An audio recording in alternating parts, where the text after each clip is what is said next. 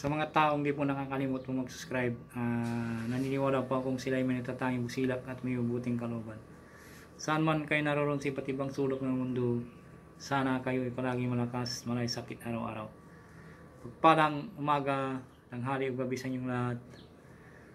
Sa mga taong di po nakakalimot po mag-subscribe, naniniwala po akong kayo po ay may natatanging busilak.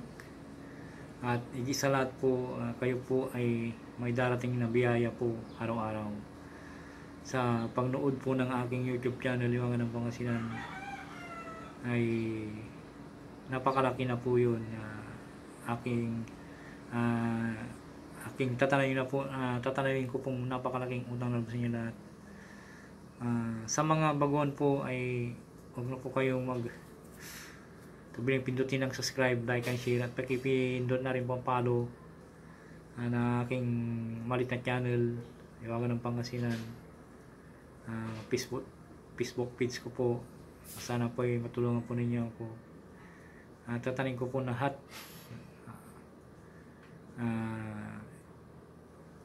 Tatanin ko po lahat ang aking inyong mga pinagkakalob sa akin. Gagabay, susuklayan ko po yan ng siksik dikdik at umapo ng pagmamahal na galing sa Diyos ang makapangyarihan sa lahat. At sana po ay huwag po kayo makalimot na tumulong sa mga taong nangangailangan po. Napakalaking kayamanan sa langit po yan, sa pagtulong sa kapwa, at hindi matutumbasan sino man. Kaya ang Diyos na po ang balang magsusukli sa lahat po ng mga ginagawang mga kabutihan.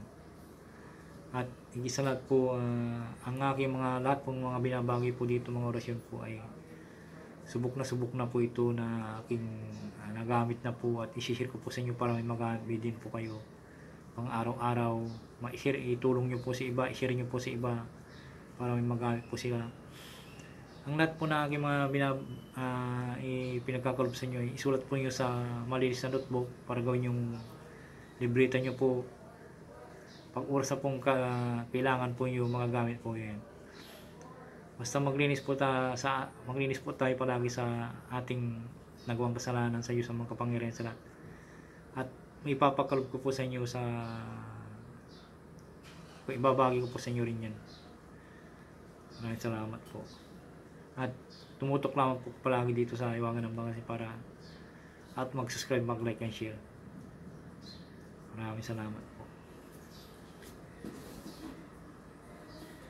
Ito po, kung sino po mo yung binubuli-buli po dyan, palagi binubuli na minumura-mura o ano po yung ginagawa nila at inaaway-away, hindi po kayo tinitigilan.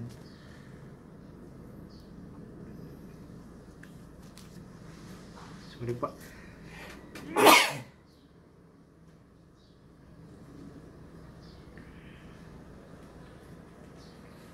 Yung hindi po kayo tinitigilan at binubuli-buli kayo araw-araw. Kakalob ko po sa inyo para yung mga kaaway po niyo matatakot po sa inyo. Orasyon para takot ang kaaway. Ito po yung magdasal po ng isama namin. At isunod po yung orasyon po ang 3 beses. Sana po ay maisaulo po ninyo ito. Napakadali lang po isaulo po ito. 3 letra lang po. Napakabisa po ito. Bigkasin sa sarili at ipo sa dibdib 3 beses po. Para po.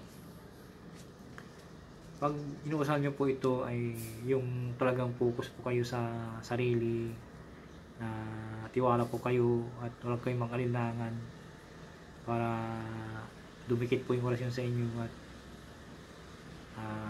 bukon po sa inyo. Mas lalo kung may masinting budhi kayo, napakadakila po yung mga puso, kakapit po yung orasyon sa inyo kagad. Kahit magdasal lang po lamang po kayo ng isang ama namin, kakapit po yan. Kasi taos pusong kumakapit kayo sa Diyos ang mga kapangyarihan sa lahat. Maka-Diyos po kayo. Hindi po kayo marunong pong magmura, ano pa man yan. Kakapit po yung orasyon sa inyo. Ito po yung magdasal ng isang ama namin na isunod po yung orasyon 3 beses po. Narito po ang orasyon po 3 beses po. Atam tad ikum. Atam tad ikum. Atam tad ikum. Bigkasin sarili at ipo sa dibdib po. 3 beses po. Narito po ang orasyon po na orasyon takot ang kaaway po. At magdasal po ng isang manang itulad po yung 3 beses po yung orasyon po. Narito po ang orasyon po.